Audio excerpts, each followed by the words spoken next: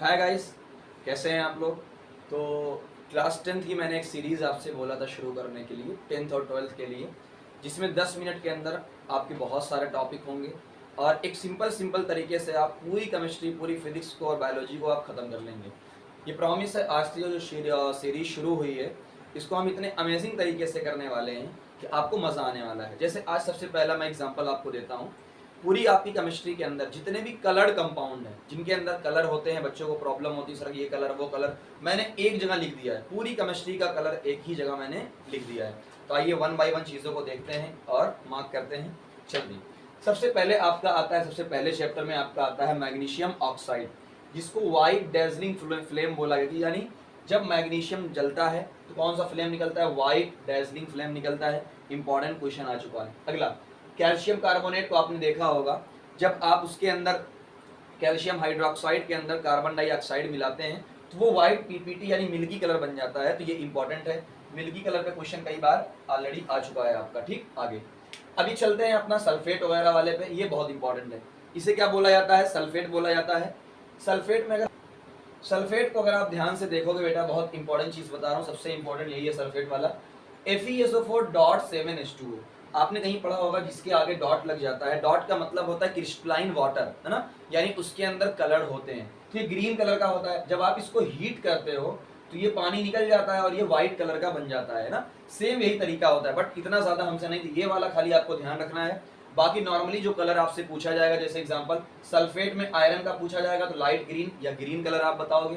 Copper का पूछा जाएगा तो इंपॉर्टेंट ब्लू कलर, है ना। कॉपर जिसे कई बार आप लोगों ने नाम सुना होगा, ब्लू विट्रियोल के नाम से जाना जाता है ना। आगे बेरियम, अगर बेरियम के साथ सल्फेट जुड़ा हुआ तो प्रेसिपिटेट बनाएगा और प्रेसिपिटेट व्हाइट होता है। जिंक के साथ अगर बनाएगा तो कलरलेस होता है। ये आगे की चीजें क्यों कलरलेस होता है ना, अनपेयर इलेक्ट्रॉन वगैरह सारी चीजें आते हैं इस पे। Fe2O3 ferric oxide. बहुत सारे बच्चे कंफ्यूज होते हैं, सर फेरस फेरिक क्या होता है? अभी बता देता हूं आपको। खाली जब भी कोई चीज कम वाले में हो तो अस, ज्यादा वाले में हो तो इक। जैसे एग्जांपल के तौर पे आपको कहीं बताऊं, आयरन, आयरन को अगर मैं ध्यान दूं, आयरन आयरन +2 में भी होता है और +3 में भी होता है। कम वाले को अस तो फेरस, ज्यादा वाला है इक तो फेरिक। ऐसे ही सल्फ्यूरिक, सल्फ्यूरस, है ना। सिंपल एक बात याद रखना, कम वाले को अस, ज्यादा वाले को इक। तो यहाँ पर आप निकालोगे तो आपका +3 आएगा, जो कि फेरिक ऑक्साइड नाम से जाना जाता है, जो ग्रीन कलर का होता है। यहाँ देखो FeS, आयरन, आयरन सल्फाइड। ये क्या है? एस सिर्फ सल्फर है, सिर्फ सल्फर है। सल्फाइड, सल्फाइड, है ना। तो यहाँ पर ध्यान देना, सल्फाइड ये ब्लैक कलर का होता है, ये ग्रीन और ये ब्लैक कलर का है। CuCl2 कॉपर का जो क्लोराइड होता है वो ब्लू ग्रीन कलर का है, और जो Pb लेड का क्लोराइड होता है वो व्हाइट कलर का है। ये अगला इंपॉर्टेंट चीज, ये सबसे 6 पॉइंट बहुत इंपॉर्टेंट है। 6 पॉइंट बहुत इंपॉर्टेंट है। कैसे? देखो, NO2 तो नाइट्रोजन का जो ऑक्साइड है ये ब्राउन फ्यूम के साथ जलता है। यानी जब आपने एक रिएक्शन देखी होगी, लेड नाइट्रेट को जब हीट करते हैं तो एक यहाँ से गैस मिलती है जिसे नाइट्रोजन डाइऑक्साइड के नाम से जाना जाता है, जो कि ब्राउन फ्यूम के साथ जलती है। आगे कॉपर का ऑक्साइड ब्लैक कलर बहुत बार आ चुका है, वेरी इंपॉर्टेंट। लेकिन जो सिर्फ कॉपर है वो ब्राउन कलर का है। ऑक्साइड ब्लैक और कॉपर सिर्फ ब्राउन कलर का है। कॉपर का कार्बोनेट ग्रीन कलर का होता है, कॉपर का कार्बोनेट ग्रीन कलर का, और कॉपर का नाइट्रेट ब्लू कलर का। कॉपर वाले को ध्यान देना, कॉपर के 4 कलर ध्यान देना। अगला कोरिजन की बात करते हैं। जो कोरिजन का मतलब जो जंग लगना है, आपने देखा होगा। अगर सिल्वर के अंदर लग रहा है तो ब्लैक कोटिंग होगी, कॉपर के अंदर ग्रीन कोटिंग होती है, आयरन के अंदर रेडिश ब्राउन, जिसे रस्टिंग आप बोलते हो, पता ही है। स्टेन ऑफ करी, जो आप कोई सालन या कोई भी चीज ऐसे लग जाता है कपड़े के, व्हाइट कपड़े के ऊपर, साबुन से धुलते हो तो रेड होता है, जाके देख लेना आज भी धुल के, रेडिश ब्राउन कलर होता है। अभी थोड़ी देर बाद पढ़ने वाले हैं। रॉक साल्ट के बारे में दिया है कि वो ब्राउन कलर का होता है, साल्ट में दिया हुआ है। क्यों? उनके अंदर इम्प्योरिटी होती है, यही रीजन दिया हुआ है। प्लास्टर ऑफ पेरिस आपने नाम सुना होगा, हालांकि आपको पता ही है, व्हाइट कलर का होता है, जो हम लोग हाथ पे बांधते हैं। अब अगला Ag के बारे में ध्यान देना। AgOg है ना। देखो Ag नॉर्मली क्या होता है? ग्रेइश व्हाइट कलर का होता है, चांदी, सबको पता है। AgCl भी व्हाइट कलर का होता है। लेकिन जब Ag के साथ S जुड़ गया, S का मतलब अभी बताया था सल्फाइड, जैसे कार्बन डाइऑक्साइड तो सल्फाइड।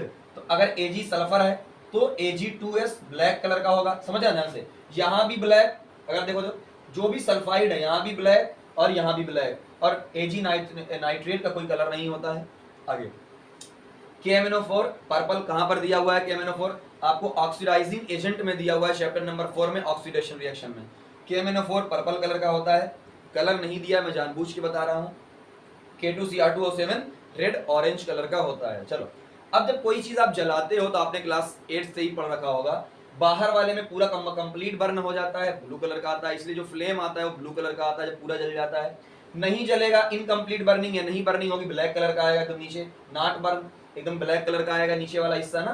तो यहाँ पे आप लिख सकते हो, नहीं भी लिखोगे तो आपको पता है कि जब यहाँ पर चीजें बर्न नहीं होती है या इनकम्प्लीट बर्निंग होती है, नॉट बर्न या इनकम्प्लीट बर्निंग, जो भी आप कह लो, ठीक, इनकम्प्लीट बर्न, इनकम्प्लीट, तो ब्लैक कलर का होता है, और बीच वाले में कुछ अनबर्न कार्बन पार्टिकल होते हैं तो येलो कलर का फ्लेम दिखता है। तो इतनी चीजें आपकी हो गई। अब लास्ट में आपका बचता है एसिड, बेस और सॉल्ट, उसको भी देख लेते हैं।